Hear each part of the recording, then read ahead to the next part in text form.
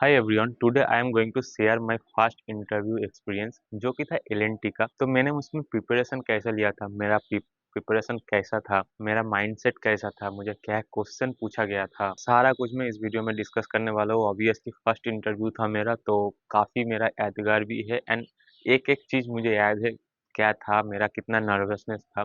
तो सारा कुछ मैं इस वीडियो में डिस्कस करने वाला हूँ। तो मेरा जो इंटरव्यू था एलएनटी का, वो कैंपस रिक्रूटमेंट से था। तो एग्ज़ाम देने के बाद इंटरव्यू के लिए कॉल आ गया था। तो इंटरव्यू होने वाला था जब उससे ठीक 1 हफ्ता पहले मुझे पता था कि हाँ, अब इंटरव्यू आने वाला है। मतलब 1 हफ्ता पहले मुझे इन्फॉर्म किया गया था कि नेक्स्ट वीक मेरा इंटरव्यू है। तो अब 1 वीक में क्या प्रिपेयर करना है, क्या-क्या क्वेश्चन पूछता है, कुछ भी मेरे को पता नहीं था। तो मैं बहुत ही नर्वस था।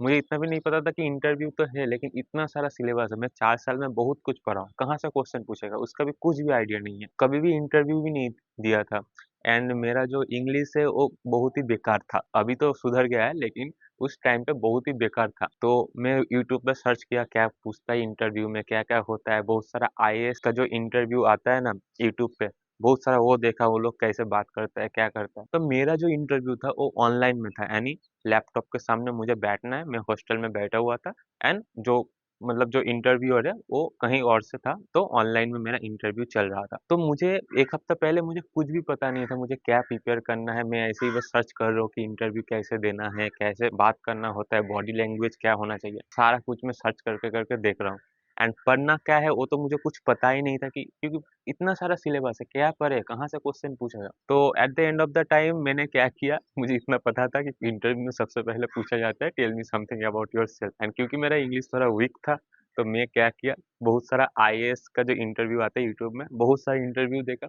सब में देखा कि tell me something about yourself में वो लोग कैसे बोल रहे हैं, ठीक है, क्या बोल रहे हैं।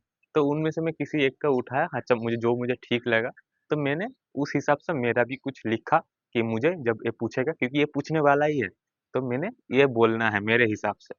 तो मैं वो इंग्लिश में पूरा रेडी कर लिया। बहुत बार रट्टा मारा कि हाँ, मुझे यही बोलना है, क्योंकि मुझे एक तो प्रेशर में रहूँगा इंटरव्यू में, मुझे इतना पता था, मैं थोड़ा-सा याद करके जाऊँगा, फिर भी मैं हो सकता है वहाँ पे भूल जाऊँ। तो मैंने बहुत अच्छे से उसको याद किया एंड जब मुझे इंटरव्यू स्टार्ट हुआ तो सबसे पहले क्या हुआ था, वो लोग खुद को इंट्रोड्यूस किए। उन लोगों को नाम बताए क्या-क्या, जो कि मुझे तभी तभी जब बोले थे तभी मैं भूल गया था। तो वो लोग खुद को इंट्रोड्यूस करने के बाद मुझे पूछा tell me something about yourself, जिसके लिए कि मैं प्रिपेयर करके रखा था। तो मैं जो पूरा रट्टा मार के रखा था, पूरा अच्छे से मेरा बॉडी लैंग्वेज मेरा सही था, तो मैंने वो बोल दिया, क्योंकि मेरा रट्टा मारना था तो कुछ में मुझे सोचना नहीं पड़ रहा था, तो मैं इमीडिएटली उसको बोल दिया। तो वो जो मैं इमीडिएटली बोल दिया तो मेरा कॉन्फिडेंस थोड़ा-सा बिल्ड हो चुका था। मुझे पता था कि मैं रट्टा मार के ही बोल रहा हूँ, क्योंकि मुझे आ गया था, लेकिन मेरा कॉन्फिडेंस थोड़ा बूस्ट हो गया क्योंकि फर्स्ट क्वेश्चन ये था एंड मैं कॉन्फिडेंटली उसका आंसर कर दिया था। तो उसके बाद जो क्वेश्चन पूछा गया था मेरा सिलेबस से, जो इलेक्ट्रिकल इंजीनियरिंग में किया था, तो इलेक्ट्रिकल इंजीनियरिंग रिलेटेड से कुछ क्वेश्चन वो लोग पूछा गया था, जैसे कि फेरेंटी इफेक्ट क्या है, स्किन इफेक्ट क्या है, ठीक है? और skin effect, फेरेंटी effect, corona effect क्या है? तो ये सारा चीज़ वो पूछे। फिर हम जब बताए कि फेरेंटी इफेक्ट क्या है, देन वो लोग और डेप्थ में क्वेश्चन पूछने लगा कि मतलब पावर फैक्टर को कैसे इंक्रीज़ किया जा सकता है पावर सिस्टम में, कैपेसिटर बैंक क्या होता है? तो ये सारा चीज़ वो लोग पूछने लगा।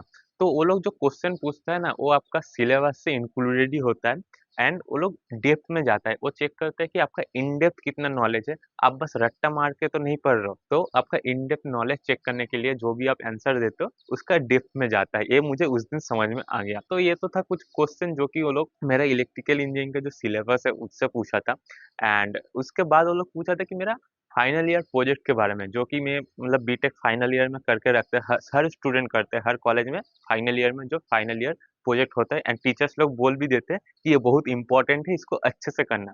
तो मेरा जो टीचर थे, असाइन टीचर था, वो भी बोल के रखे थे कि ये जो प्रोजेक्ट है बहुत ही इंपॉर्टेंट है, तुम जहाँ पे भी जाओगे एज ए फ्रेशर्स तुम इंटरव्यू देने या फिर जॉब करने, तुमको पूछा जाएगा कि फाइनल ईयर प्रोजेक्ट में तुम क्या किए थे, तो उसका इन डेप्थ नॉलेज होना भी चाहिए। तो हम लोगों का जो टीम था, मतलब फाइनल ईयर में हम लोगों का 5 लोगों का, 5 दोस्त हम लोग एक टीम में थे एंड वो एक सर के अंडर असाइन थे एंड कंबाइंड प्रोजेक्ट था, सब पाँचों मिलके वो प्रोजेक्ट करेंगे। तो उस प्रोजेक्ट के बारे में पूछा गया कि तुम्हारा फाइनल ईयर प्रोजेक्ट क्या है? तो मेरा जो प्रोजेक्ट था वो था एक पावर इलेक्ट्रॉनिक डिवाइस बनाना है एंड उस पावर इलेक्ट्रॉनिक डिवाइस में डिफरेंट डिफरेंट फॉल्ट क्रिएट करना था एंड फॉल्ट क्रिएट करके उस फॉल्ट को कितना हम रिड्यूस कर सकते हैं, उसका एनालाइज़ था। तो थोड़ा लंबा प्रोजेक्ट था, तो हम लोग फाइनल ईयर प्रोजेक्ट में क्या किए थे, सबसे पहले एक पावर इलेक्ट्रॉनिक डिवाइस बनाए थे। तो पावर इलेक्ट्रॉनिक डिवाइस का नाम पे हम लोग एक रेक्टिफायर बनाए थे, ठीक है?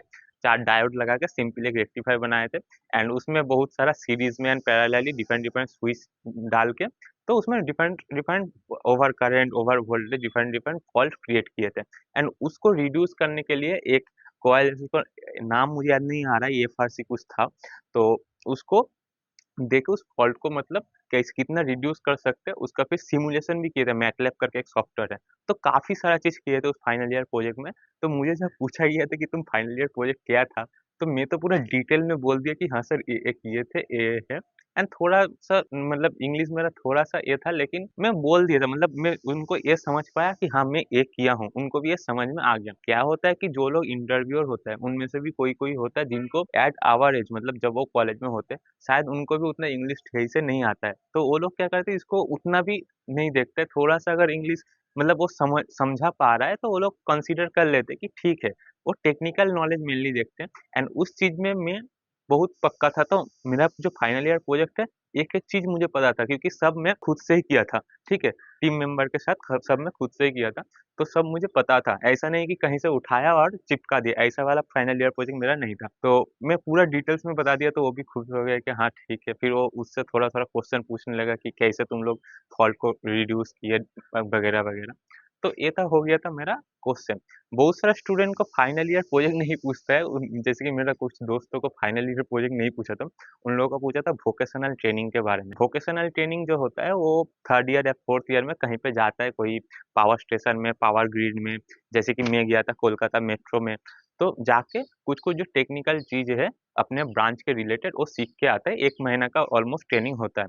तो मेरा ट्रेनिंग हुआ था कोलकाता मेट्रो में, तो ऐसे बहुत किसी का पावर ग्रिड में हुआ था, कहीं-कहीं पे। पावर ग्रिड नहीं, यानी पावर सिस्टम में, सबस्टेशन में जो होता है वेस्ट बंगाल का, वहाँ पे हुआ था। तो डिफरेंट डिफरेंट स्टेट में डिफरेंट डिफरेंट जगह पे होता है, आपको पता होगा। तो बहुत किसी का कि क्या किया था कि फाइनल ईयर से प्रोजेक्ट नहीं पूछा था। फाइनल ईयर जो प्रोजेक्ट है उससे नहीं पूछा था वोकेशनल ट्रेनिंग से। तो वो जो ट्रेनिंग है वो भी लगभग 1 महीना का होता है, तो वहाँ से भी इन डेप्थ क्वेश्चन पूछा जाता है। तो लेकिन मेरा केस में वैसा नहीं पूछा था, मेरा फाइनल ईयर से ही पूछा था। तो ये था मेरा टेक्निकल हो गया, टेक्निकल में बस पूछा था। इलेक्ट्रिकल में जो हम पढ़े हैं 4 साल, उनमें से कौन-सा पूछेगा कुछ पता नहीं, कहीं से भी पूछ सकता है। एंड जो फाइनल ईयर प्रोजेक्ट है, हाँ, बहुत किसी को ये ऑप्शन भी देता है जो कि काफ़ी अच्छा है, वो है उनको पहले ही पूछ लेता है तुम्हारा फेवरेट सब्जेक्ट क्या है? अब वो जो सब्जेक्ट बोलता है, 2-3 सब्जेक्ट बोलता है 8-9 सब्जेक्ट में से कि मेरा ये सब्जेक्ट फेवरेट है, तो उनको उससे क्वेश्चन पूछता है, जो कि काफ़ी अच्छा है। लेकिन मुझे नहीं पूछा था, मुझे डायरेक्टली क्वेश्चन पूछ लिया था। तो ये तो था क्वेश्चन, देन आया था कि एचआर राउंड जो क्वेश्चन होता है, वो नॉर्मल जो क्वेश्चन पूछते हैं एचआर राउंड, आर यू मतलब आपको डिफरेंट डिफरेंट जो जॉब लोकेशन दिया जाएगा, क्या है उस पे आप कंफर्टेबल हो? कंपनी के बारे में आपको जानना चाहते हो कि ना?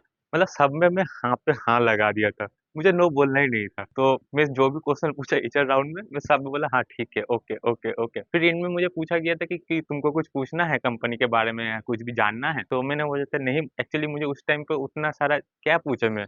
उन्होंने नहीं सर ठीक है, जो भी है मुझे पता चल गया। तो मैं इंग्लिश में ऐसे बोल दिया नो सर, ठीक है। हाँ, और एक चीज़ इंटरव्यू में बहुत मैटर करती है, ऐसा भी कुछ क्वेश्चन था जो कि मुझे उस टाइम पे आंसर नहीं आता था।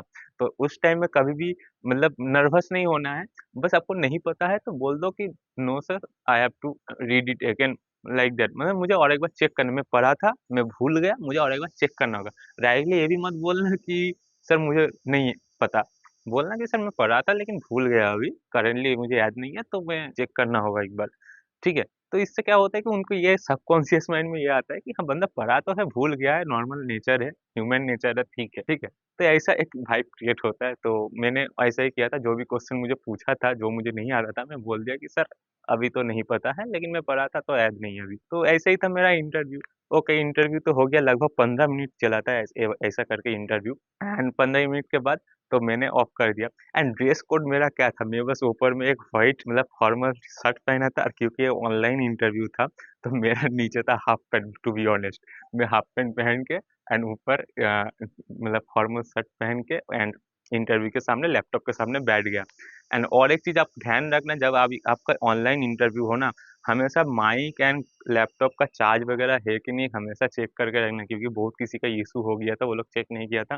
तो वो क्या होता है, इंटरव्यू डिले होता है एंड बैड इंप्रेशन भी क्रिएट होता है। उन लोगों के पास ये इंप्रेशन क्रिएट होता है कि ये जो स्टूडेंट है, ये जो कैंडिडेट है, ये उतना ध्यान नहीं रखता चीज़ों का। तो इसलिए जो भी आपका माइक है, मतलब लैपटॉप में ठीक से काम कर रहा है कि नहीं, जो भी लैपटॉप का कैमरा है, साफ करके रखना।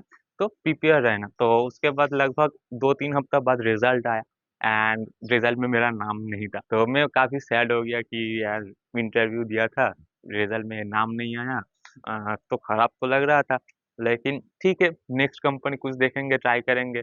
तो मैं नॉर्मली दूसरा मूव ऑन कर गया था कि गेट के लिए भी प्रिपेयर कर रहे थे, दूसरा जो कैंपस में आता है, उसके लिए भी दे एग्ज़ाम वगैरह दे रहे थे। तो फर्स्ट राउंड का रिज़ल्ट के बाद फिर सेकंड राउंड का रिज़ल्ट आया, शायद रात को आया, क्या पता, मुझे कुछ पता नहीं। तो मतलब 2-3 और हफ्ता बाद, मतलब पहले तो इंटरव्यू के 2-3 हफ्ते बाद फर्स्ट राउंड का रिज़ल्ट आया, उसके बाद 2-3 हफ्ते बाद सेकंड राउंड का रिज़ल्ट आया एंड उसमें मेरा नाम आ गया था कि आई एम सिलेक्टेड। तो रात को दोस्त लोग आए, मुझे इन्फॉर्म किए कि हाँ, धीरज तुम सिलेक्ट हो गए। तो मैं काफ़ी खुश हुआ था, क्योंकि मेरा फर्स्ट ऑब्वियसली फर्स्ट जॉब है एंड फर्स्ट इंटरव्यू से सिलेक्ट हुए हैं, तो काफ़ी अच्छा लग रहा था। एंड उसके बाद मैं सारी रात तो सो नहीं पाया, एक तो इतने एक्साइटमेंट हो रहा था, मुझे घर में भी इन्फॉर्म करना था कि हाँ, मुझे जॉब लग गया है। अ, तो उस टाइम पे मैं अलग ही मतलब खुशी था कि हाँ, मिल गया, अच्छा बात है। तो फर्स्ट जॉब है, फर्स्ट इंटरव्यू से मिल रहा है।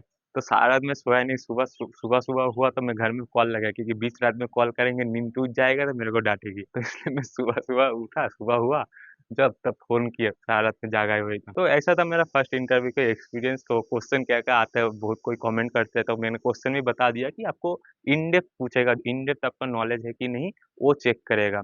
आप अगर रट्टा मार के हो देन आप फँस सकते हो, लेकिन इन डेप्थ मतलब जो भी आप आंसर दे रहे हो, वो क्यों हो रहा है, वो आपको पता होना चाहिए, ठीक है?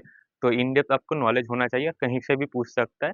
एक्चुअली क्या होता है, जो लोग जो गेट के लिए प्रिपेयर करते हैं ना, उन लोग के लिए आसान होता है, क्योंकि गेट में जो सब्जेक्ट्स होता है आपका ब्रांच रिलेटेड, नॉर्मली वहाँ से ही क्वेश्चन पूछा जाता है, उसके बाहर उतना नहीं पूछा जाता है, ठीक है? क्योंकि जो गेट में आता है वो है कोर इंजीनियरिंग होता है, मतलब आपका जो ब्रांच है उसका जो मेन पार्ट है वो गेट में आता है।